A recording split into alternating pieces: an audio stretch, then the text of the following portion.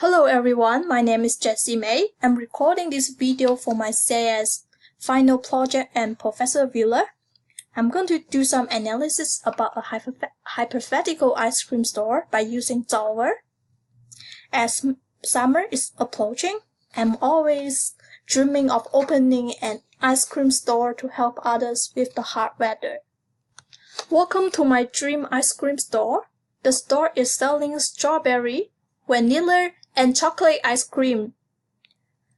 As you can see, the store can make profit of $4.75 for each cup of strawberry ice cream sold, $3.75 for each cup of vanilla ice cream sold, and $4.25 for each cup of chocolate ice cream sold. Units of inventories to be used for each type of ice cream are based on recipes from www.allrecipes.com. Assuming there are limited inventories in the store, how many cups of ice cream should be made for each flavor to maximize profit? I use solver to set constraints for inventory use, so that they cannot exceed total units available for each item. For example, inventory used for fresh strawberries cannot be greater than 20. Besides, all quantities in cups are set to be integers. To maximize profit by changing quantities in cups of each flavor, solver gave the answer as 10, 20, and 25 cups for strawberry, vanilla, and chocolate ice cream respectively. Thus, solver can help business make better production decisions when having limited inventories. In addition to the production decisions, I want to analyze the income statement of the ice cream store. The store has fixed expenses of rent and utilities, and variable expenses of product costs. Assuming the store can sell 200 cups of vanilla ice cream and 180 cups of chocolate ice cream, how would the quantities of strawberry ice cream sold affect the net income?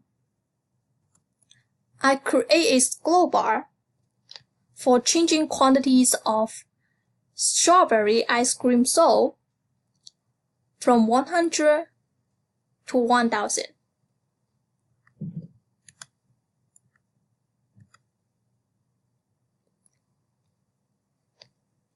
Net income changes from negative to positive when the quantities reach 400. Under the feature of what-if analysis, a data table was also created to show the inferences of the quantities sold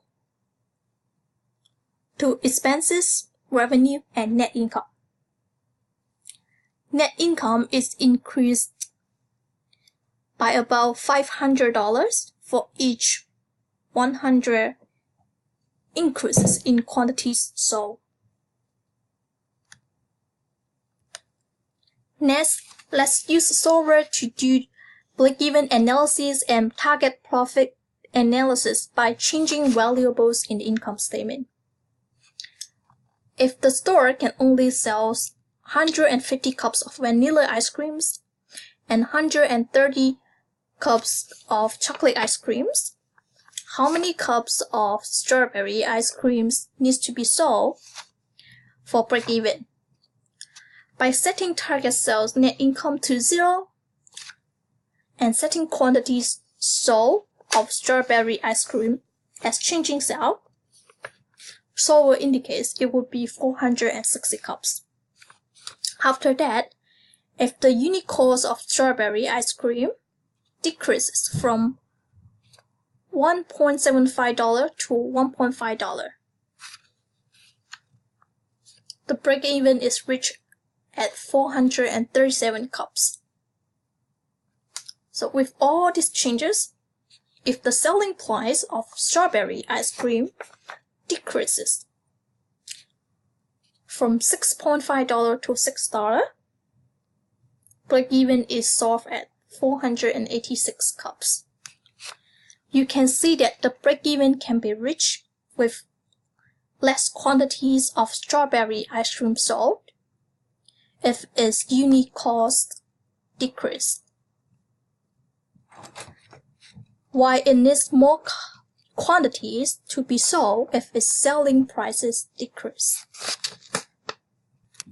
By keeping all the changes made in the break-even analysis, I used solver to see how many cups of strawberry ice cream need to be sold for the target profits. To reach $1,000 net income, the store has to sell 708 cups. When target net income increased from $1,000 to $3,000, the quantities sold should increase by about 220 cups for each $1,000 increase in net income. Then let's see how the changes in unit cost of strawberry ice cream affect its quantities to be sold when target net income is $1,500. With the unit cost increased by 25 cents each time from $1.5 to $2, solver shows that each 25 cents increase in unit cost needs to be covered with about 50 more cups in quantities sold. When maintaining unit cost at $2 and target net income at $2,000, solver shows the impact of selling price of strawberry ice cream.